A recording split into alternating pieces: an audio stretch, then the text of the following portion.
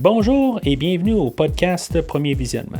Cette semaine, nous couvrons la série X-Men. Le but de ce podcast est de s'amuser tout en discutant d'un film ou d'une série de films.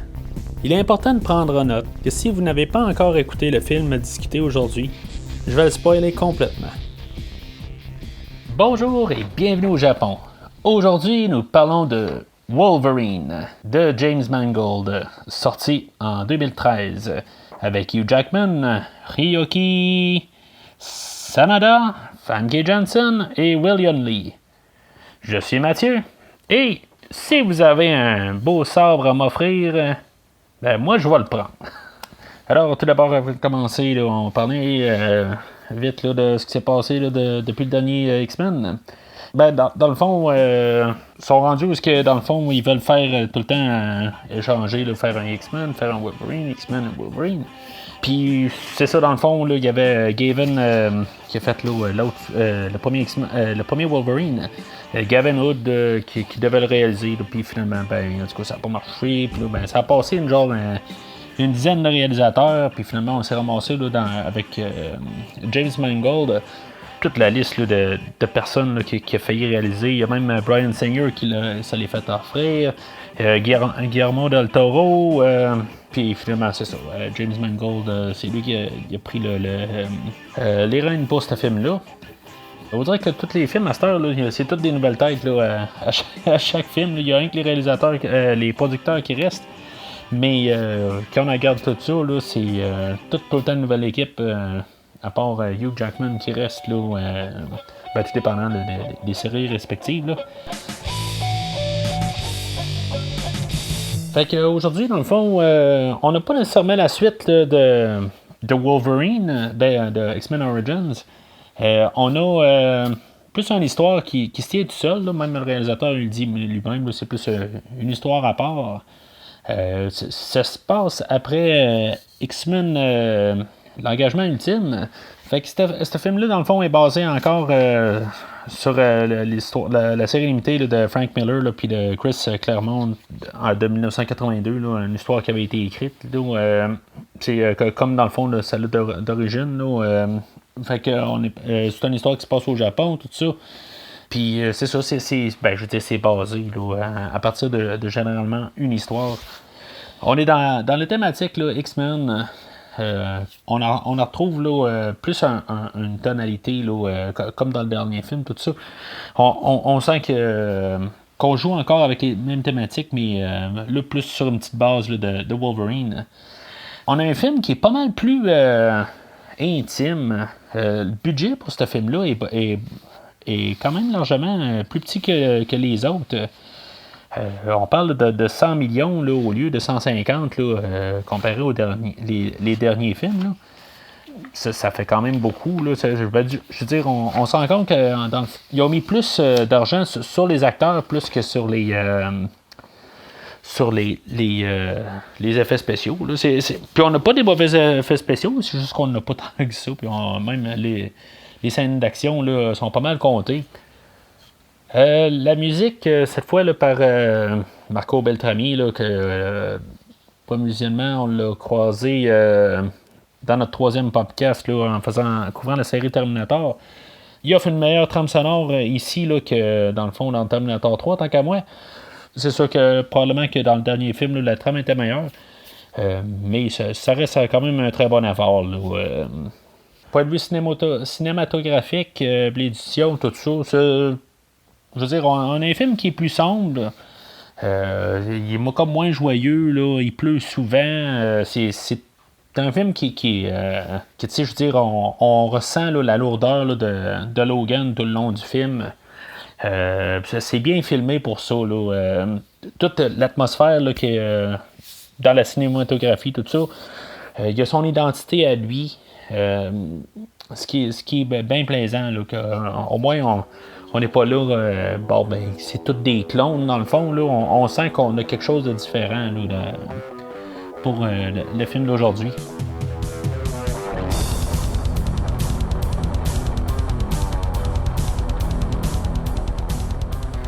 Fait que le film ouvre sur Hiroshima. dans le fond, là, ce qui est la bombe atomique, puis que, dans le fond, Logan il sauve Yashida. Dans le fond, là, on fait tout le temps des flashbacks là, avec Yashida là, au courant, là, surtout les 2 premiers actes. Là, c'est montré là, que, je veux dire, c'est dans le fond, c'est tout ce qui s'est passé, juste pareil dans un puits, là, mais il est très respectueux envers Logan, puisque Logan l'a sauvé là, de la bombe, tout ça. Bon, ok, c'est plus tard, monsieur en 40 ans ou quelque chose de même, là, en plus que 40 ans, dans le fond, en 60 ans, là, il va changer un peu, là, il sera plus bien gentil du tout, là, il va être rendu bien machin, là, ça c'est quand on va arriver à la 3e acte. Je sais pas, pour son personnage, là, sa transformation qu'il fait pendant tout le film, là, c'est sûr que c'est habituel un peu là, à cette heure. C'est comme tout le temps, on a quelqu'un de bon, tout ça, puis à la fin, finalement, on se rend compte que c'est un machin. Je suis un petit peu tanné de ça. Je trouve que, dans le fond, là, tout est assez bien, là, tout pour les 2 premiers actes, là, puis à la fin, quand on découvre que c'est lui le grand méchant là-dedans, là, c'est sûr que ça pouvait pas être quelqu'un d'autre que lui, mais quand même, on pouvait le voir venir, mais je trouve juste ça... je veux dire, c'est cliché. Puis ça manque d'un peu d'inspiration là-dessus. Là. Puis c'est ça, dans le fond, c'est à partir de là, tout que on arrive dans le temps présent, dans le fond, où ce qu'on voit Wolverine là, qui est rendu tout dévasté par la mort de Jean Grey. Puis c'est ça, il va rêver à Jean Grey là, pas mal tout le long du film.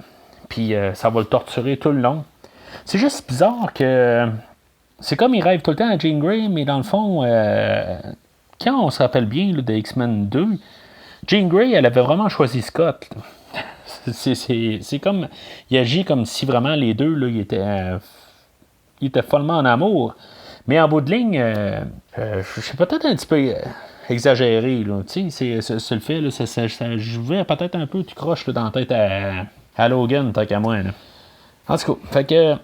Tourner au début, là, fait que c'est ça, il y a Wolverine qui tue qui finit l'ours dans le fond, là, parce qu'il a reçu une flèche empoisonnée, que finalement là, l'ours est viré fou puis qu'il a tué 5 personnes. C'est juste pour quasiment avoir une petite scène d'action, là, mais il n'y a pas grande action là, avec les chasseurs. Là, c'est ça, il y a Yukio qui trouve Logan, puis après ça, qui l'amène au Japon là, pour aller voir Yashida, tout ça. On voit qu'on n'est pas dans un film X-Men normal, on prend vraiment notre temps. Ça va prendre 40 minutes là, avant qu'il se passe vraiment une scène d'action propre. Oui, la scène d'action va durer à peu près 15 minutes, là, puis elle va être méritée. Là, en tout cas, ça va être une très bonne scène d'action, tant qu'à moi. Là, il va y avoir quelques petites passes là, d'effets visuels là, qui vont frôler un petit peu là, l'amateur, là, notamment sur la scène de train là, pendant qu'ils sont par-dessus. Mais à part de ça, là, on a quand même une bonne petite scène d'adrénaline. Puis une fois qu'elle finit, elle finit. C'est pas la base de ce film-là. On travaille sur vraiment les personnages. C'est sûr qu'on est rendu en 2013. Là, on commence à travailler plus les personnages, plus que les actions qu'ils font. On n'est plus là, à Superman là, dans les années 80. Là. On cherche vraiment là, à aller chercher plus loin, là, puis les personnages, tout ça. Là, en tout cas, c'est ce que ce film-là nous offre là, quasiment tout le long du film. Fait que c'est ça. Là, il y a Yashida qui offre la mortalité là, à Logan. Bien sûr, tu sais, comme Logan, il veut mourir, mais dans le fond, il s'offre de se faire tuer, puis en tout cas, de vivre normal, puis il refuse, là, dans le fond. Fait que c'est ça, dans le fond, là, on a les funérailles de Yashida, là, finalement, qui est en guillemets mort, là, parce qu'il ne viendra pas, là, que finalement, toute la scène d'action commence à cause que Logan, dans le fond, il se rend compte qu'il y a un genre de prêtre qui est tatoué. Je pense... ça, je le comprends pas tout à fait. Là. C'est à cause qu'on a des tatous, on est machin. Ça, je sais pas, en tout cas. Puis en même temps, on a l'introduction là, de Harada, personnage qui est dans le fond qu'il est trop tout le long du film. On n'a pas tout à fait. On comprend pas exactement qu'est-ce qu'il veut. En bout de ligne, là, il va virer de bord à la fin du film. Je sais pas. Ça fait un personnage de trop. Là, on a eu l'introduction là, de Shingen, qui était le fils à Yakuda. On avait Noboru, qui était le futur mari là, de Mariko, mais que, tu sais, que dans le fond, elle l'aime pas. Puis, en tout cas, fait que peut-être un petit peu trop de personnages là, qui vont tous se faire d'une manière éliminée là, du scénario là, un par un. Là. Fait que prendre toute la scène d'action là, sur le train puis tout ça, là, de Logan, il se sauve avec Mariko, puis c'est là où on en repogne un peu, là, on en revient un peu au neutre, là, il commence à se développer quelque chose là, entre Mariko et Logan. Dans le fond, lui, il commence à guérir de Jean Grey, puis tranquillement, là, il tombe en amour les deux ensemble. Tu sais, puis c'est ça. Je veux dire, au début, elle le rejette, puis tout ça. Puis, tu sais, ils prennent vraiment leur temps. Je veux dire, tu sais, puis après un bout, là, tu sais, ça prend quand même 15-20 minutes. Jusqu'à là, tout va, mais c'est ça, jusqu'à là. Après ça, c'est là où ce que le script, il dit qu'elle doit se faire kidnapper. C'est comme ça sort de nulle part. Logan, il se réveille, puis que, je veux dire, Mariko est pas là. Puis dans le fond, elle est en train de se faire kidnapper, elle est dans la rue, en bas, tout ça. Ça, c'est le genre d'affaire qui me gosse. Ça n'a pas rapport. Depuis 20 minutes, genre, ils réussissent à être sur le radar, puis tout d'un coup, boum. C'est n'importe quoi. C'est vraiment le script qui dit, bon, ben, elle doit plus être avec Logan. Il n'y a rien, là, comme c'est pas organique, là, ça. C'est vraiment dommage parce que depuis le début, tout marche très bien.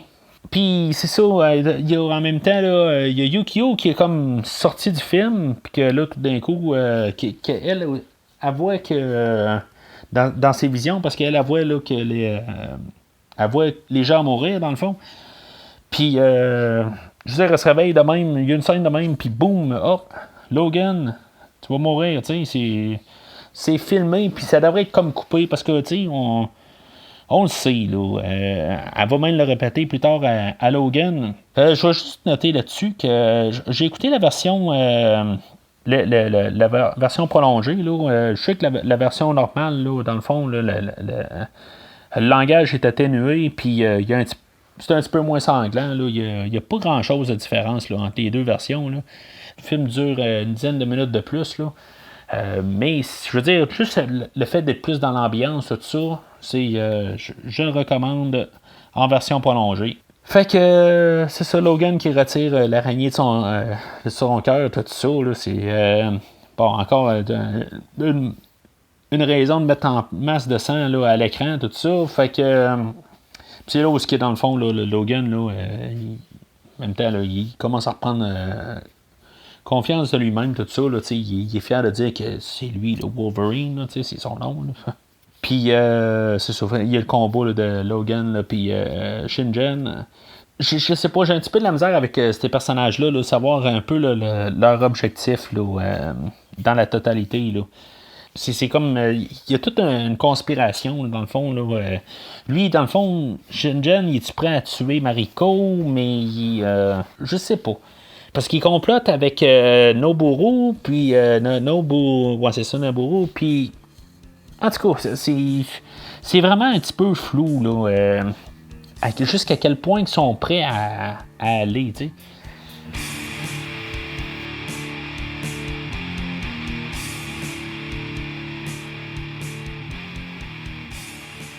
Fait que dans le dernier acte, là, c'est ça, il y a Mariko là, qui est prise en otage, là, puis qui est dans le quartier général des machins, là, puis que c'est ça, finalement, là, ben, on a le samouraï là, en adamantium. Là. C'est bizarre. C'est ça, là, on a Harada encore qui apparaît, que finalement, on sait pas qu'est-ce que lui aussi il veut. C'est Shingen, Noboru, puis Harada. Soit on aurait pu toutes les combiner ensemble, faire un père vraiment pas bien en tête, ou au moins minimum, condenser Noboru puis Harada ensemble. Puis même Yukio, c'est comme elle vient de l'aider à la fin, mais Yukio aurait peut-être dû être un mix là, de combiné avec Mariko aussi, tu sais. Fait que c'est comme on a des personnages, puis on en voit juste un à la fois, puis en tout cas, ça fait un peu mêlant, là. Fait que dans le fond, on dirait que d'un côté, Logan, OK, il est tombé un peu en amour avec Mariko, mais la chimie avec Yukio est bonne aussi. Tu sais, fait que, je sais pas. Tu sais, y a-tu un triangle là-dedans ou. Je sais pas. Juste peut-être avoir passé un peu sur le script, là, un autre réécriture, là. Peut-être qu'on aurait pu mettre ça un petit peu plus linéaire, si on veut, là, un petit peu moins éparpillé un peu là-dessus. C'est ça, fait que Logan il part là, pour aller secourir Mariko, puis c'est ça, il y a Yukio là, qui embarque sur une souffleuse à neige, là, puis je veux dire, c'est un bain de sang partout, là. C'est quand même une scène assez spectaculaire là-dessus. Après ça, Wolverine là, qui se fait tout lancer là, 32 flèches dans le dos, ça paraît assez bizarre, là. Il a l'air d'une marionnette. Là. C'est ça, on a le combat aussi avec la femme vipère, là, puis Yukio, tu sais, dans le fond, elle, vipère, on la voit tout le long du film, là, mais bon, elle n'est pas vraiment importante en théorie à l'histoire, là, fait que c'est pour ça que j'en ai pas vraiment parlé, là. Puis à la fin, c'est ça se termine là, avec Yukio, là, ce combat, tout ça, mais tu sais, c'est vraiment secondaire, dans le fond, tout ça. Fait que, c'est ça, j'ai déjà parlé là, de Yashida, là, puis il y a une petite affaire aussi encore, là, c'est sûr, c'est encore une autre chose qui aurait pu être coupée, qui fait un peu cliché, là, juste à la fin là, de Yashida, là, qui dit que dans le fond, là, qui était venu pour lui dire au revoir, là, puis il dit « Ah, sayonara », tu sais, c'est comme « Ok, c'est cliché puis mauvais, là ». Il y a encore juste une autre petite affaire qui...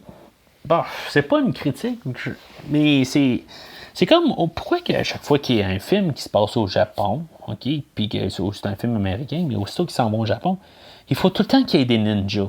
Mais à part de ça, là, c'est ça. On voit que en bout de ligne, là, il y a un gros poids là, de Logan là, qui est enlevé. Là, fait il fait la paix avec Jean, tout ça. Puis pourquoi que dans le fond, il reste pas avec Mariko, là, c'est ça. Là, il dit il faut que j'aille faire d'autres choses, tout ça.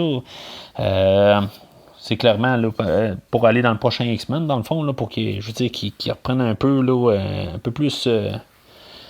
Bon, qu'il soit plus pas aussi dépressif qu'il était tout le long du film, là. Fait que c'est correct, là. Mais honnêtement, là, je l'aurais vu rester là au Japon. Tu sais, quand il était bien, il commençait à retrouver là, la paix intérieure. Je sais pas. Je pense qu'il n'y a pas besoin là, d'aller justement se battre. Là. Je veux dire, justement, il a trouvé la paix là, avec Mariko. Pourquoi qu'il reste pas là?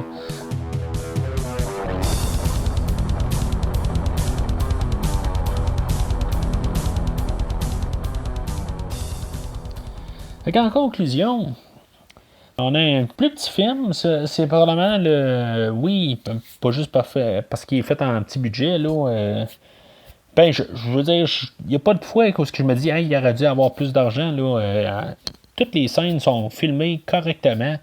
Il n'y a pas besoin de plus d'argent dans ce film-là. Ça fait un film intime, puis plus centré sur notre personnage principal. C'est un film qui est sur Wolverine. C'est pas comme dans l'autre Wolverine, l'origine, où tout d'un coup, c'était tout des caméos partout, là, c'était du fanservice à pu finir. Fait que oui, c'est un verre très solide comme verre. C'est ce que je voudrais d'un film là, de Wolverine, qu'on se concentre dessus. On a quelque chose à dire. On n'est pas juste là en train de faire juste du fanservice ou faire n'importe quoi. On a une idée, puis on le travaille tout le long du film. Le personnage, il est pas pareil du début à la fin.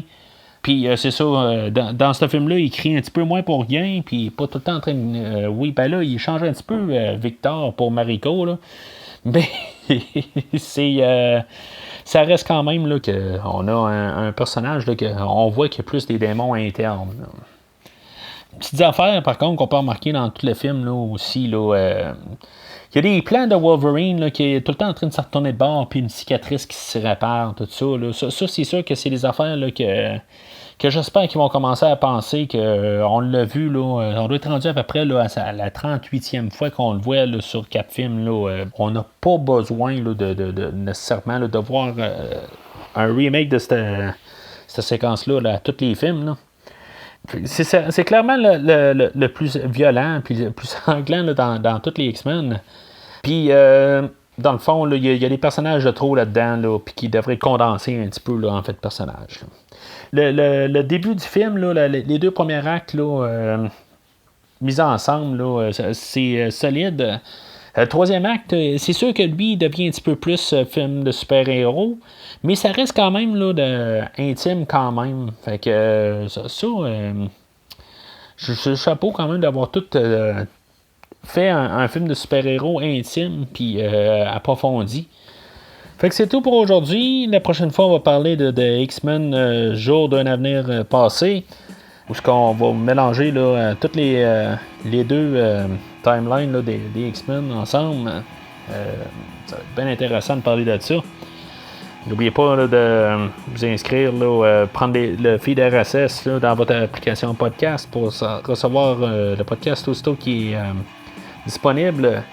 Fait que jusqu'au prochain épisode, n'oubliez pas qu'à chaque centaine de milliers d'années, nous évoluons.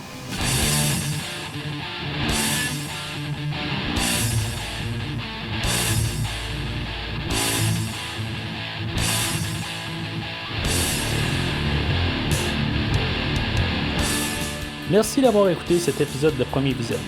J'espère que vous vous êtes bien amusés. Revenez-nous prochainement pour un nouveau podcast sur un nouveau film. Les opinions qui se sont dites sont les miennes et ont pour but de mieux comprendre le film et ou trouver un sujet de discussion et non de servir comme version officielle ou définitive du film discuté ici. N'oubliez pas de suivre la page Facebook de Premier Visionnement pour être informé de nouveaux podcasts. Vous pouvez écouter Premier Visionnement sur plusieurs plateformes, dont Spotify, YouTube et Stitcher. Merci et au prochain épisode.